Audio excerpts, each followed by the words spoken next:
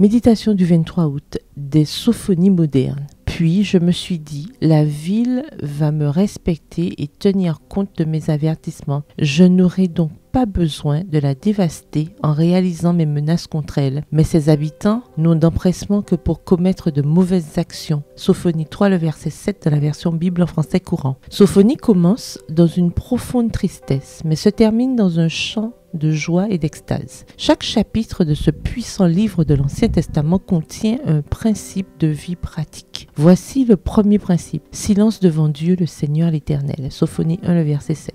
Mettez-le en pratique lorsque vous êtes soumise à une épreuve sévère. Un autre principe dit « Cherchez l'Éternel » Sophonie 2, le verset 3. La prière ne changera peut-être pas toujours les circonstances, mais elle changera votre attitude à leur égard. Qu'en est-il de cet autre principe ? Attendez-moi donc, dit l'Éternel. Sophonie 3, le verset 8 dans la version Louis II. Ces trois principes forment une recette simple pour une vie chrétienne réussie. Se taire quand nécessaire, chercher Dieu à tout moment et l'attendre, pleinement confiante. Ne pas écouter quand les circonstances ne correspondent pas à notre opinion est un problème d'orgueil et le signe d'un ego surdimensionné. Les Juifs sont devenus si fiers qu'ils ne voulaient même pas écouter la voix de Dieu si elle était contraire à leurs souhaits. Ne laissons pas l'orgueil nous disqualifier et nous rendre inaccessibles à la grâce divine. On a besoin de sophonie moderne, donnant un message clair, distinct et prompt à ceux qui périssent. Une crise nous menace directement.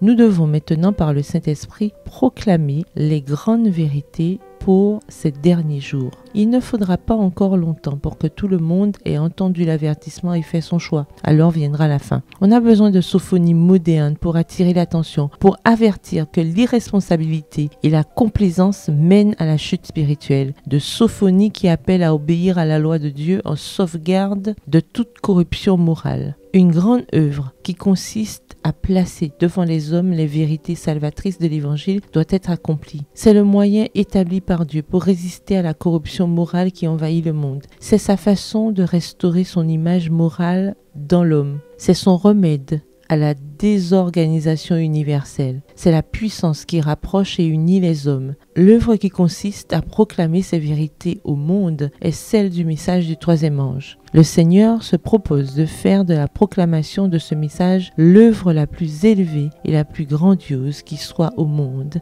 à l'époque actuelle. Faites silence, priez et attendez. Dieu entend, Dieu sait, Dieu voit. Bonne journée, que l'Éternel vous bénisse.